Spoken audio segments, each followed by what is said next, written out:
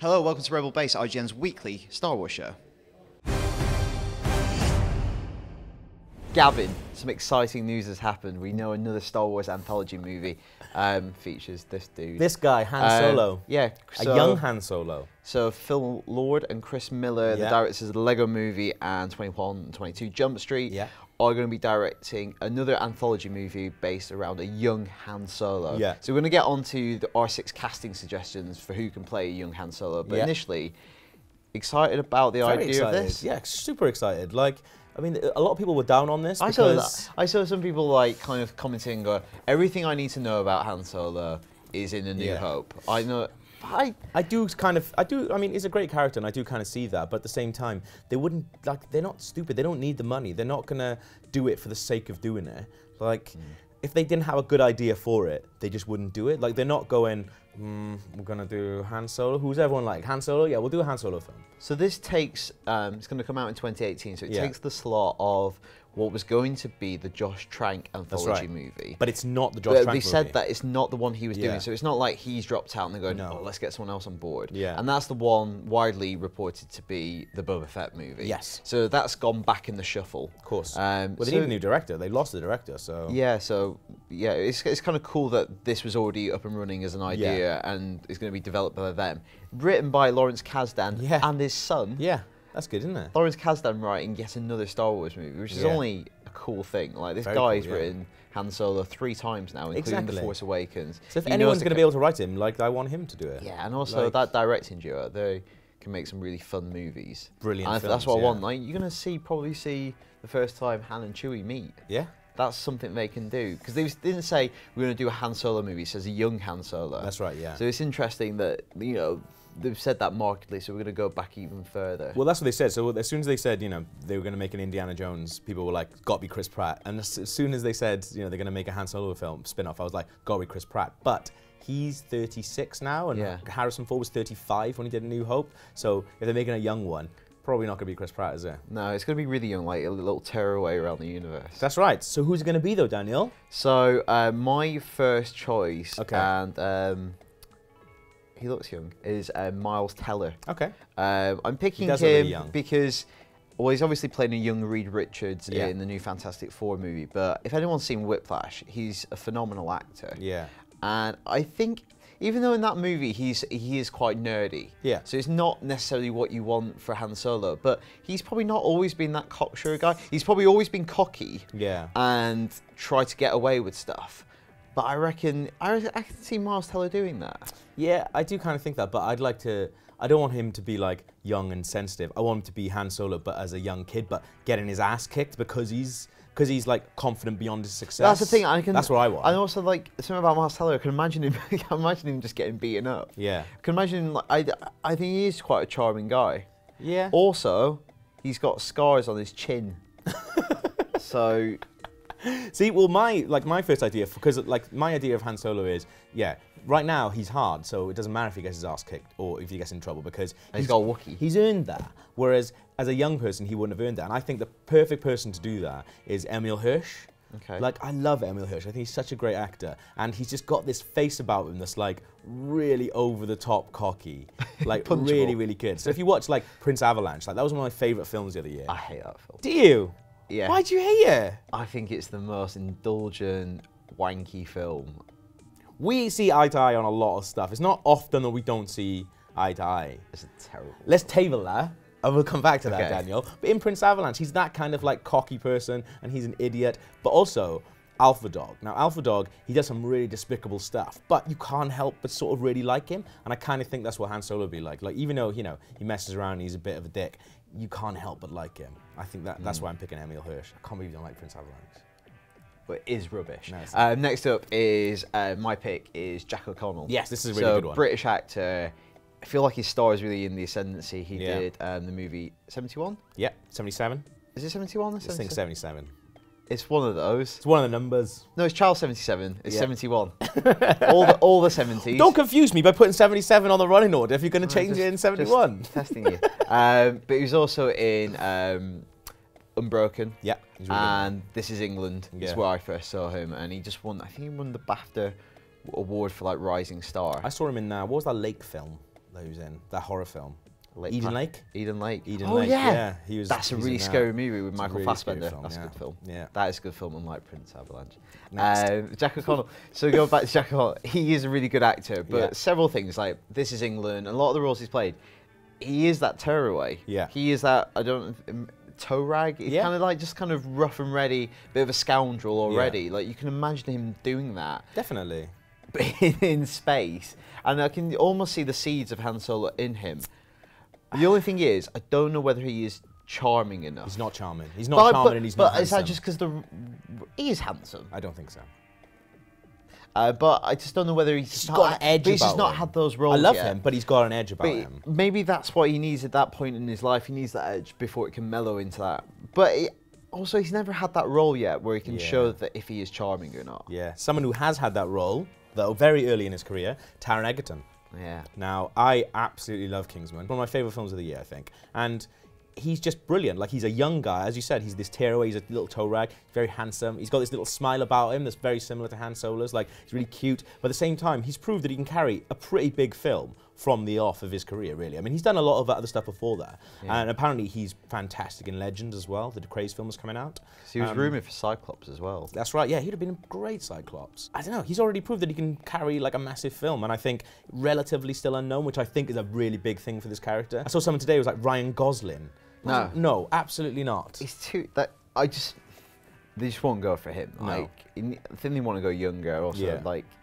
You would just see Ryan Gosling as you would see Ryan Gosling. Yes, exactly. You wouldn't see Han Solo. You would see Ryan. I think you would get too caught up on that. Yeah. But I think he's not a good actor. Also, he's Welsh, so that's. Well, I was going to bring that up. You just want to see a Welsh Han Solo. That'd be amazing. We've had a Welsh Batman, so. Well, we have. Raised in England. He's born in Pembrokeshire. Yeah, he's born in Wales. Raised in England. Yeah. Final choice from me. Yeah.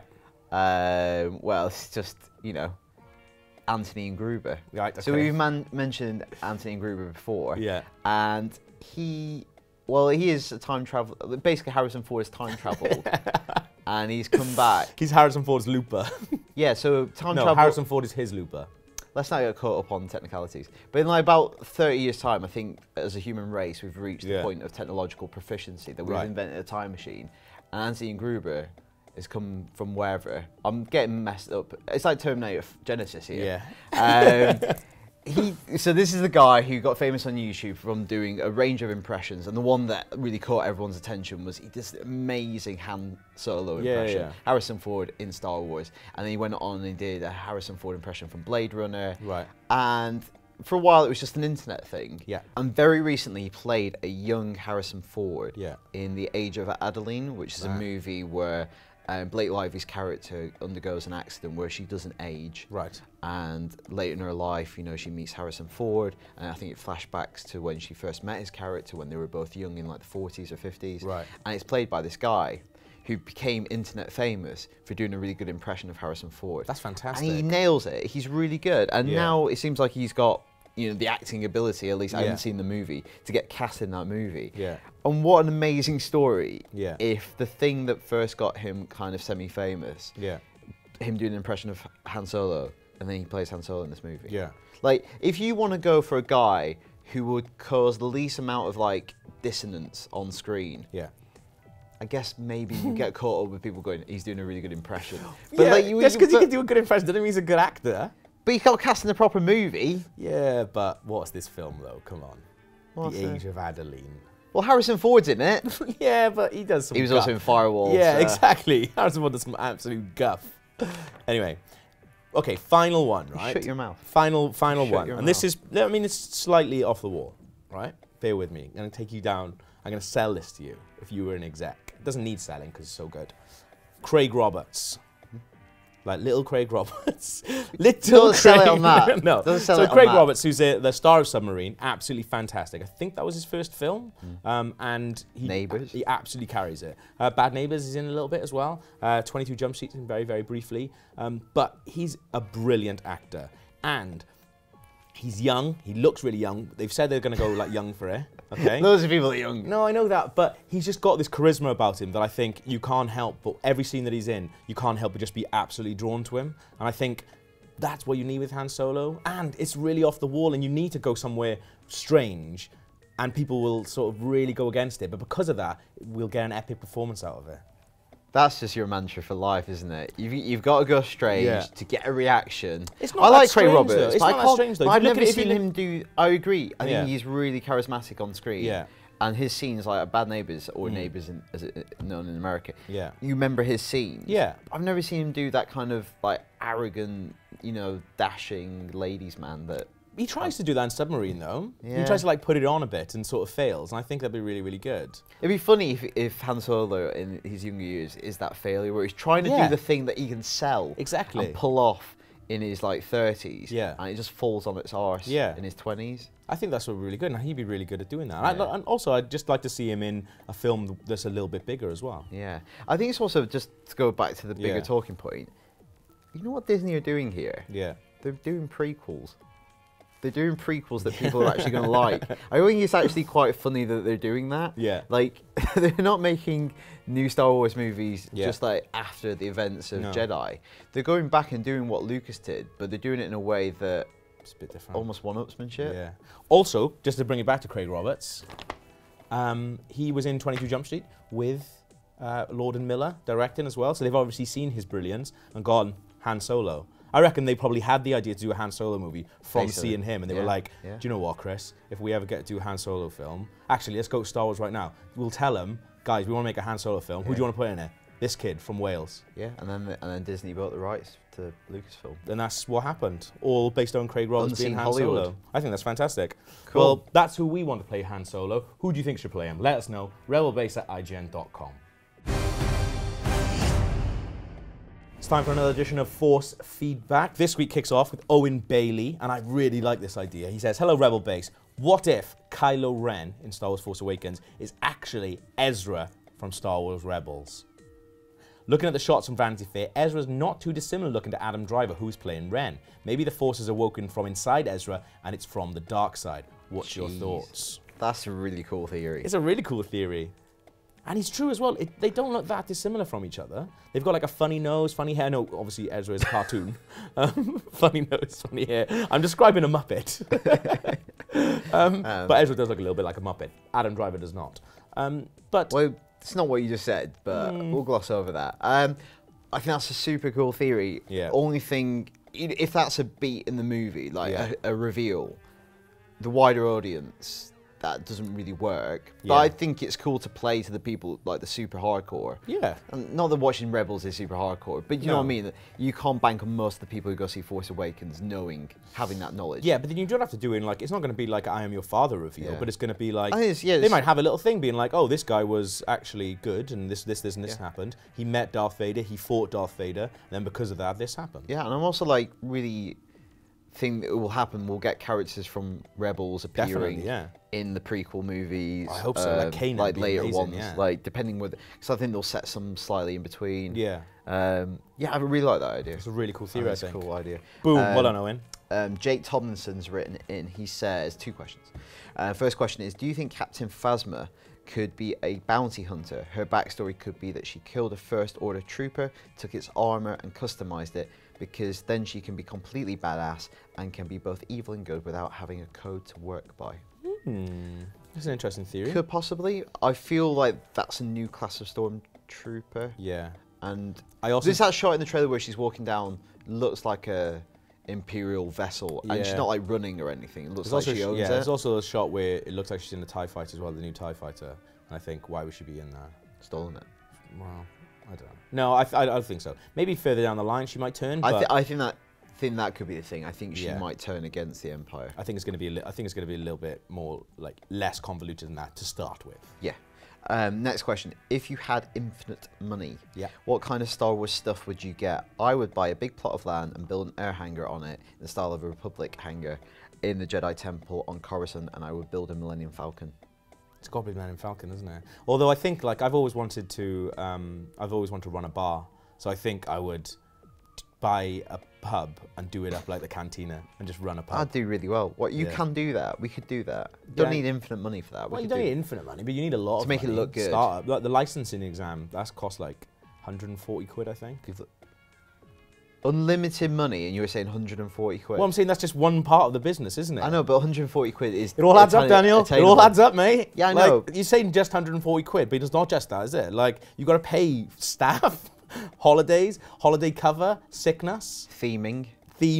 Coasters. Sand. You're right. It's adding up now. That's this week's Force Feedback. If you want to get in touch with us about anything Star Wars, it's rebelbase@ign.com. So we focus quite a lot on this show on Star Wars Battlefront, which is the EA DICE game that's coming out. And it looks, you can focus on whatever you want. Yeah, we can focus on whatever you want, but it looks really, really good. But there's another Star Wars game coming out that I think definitely should be on people's radar. Disney Infinity. No, not that either. It's Star Wars Uprising.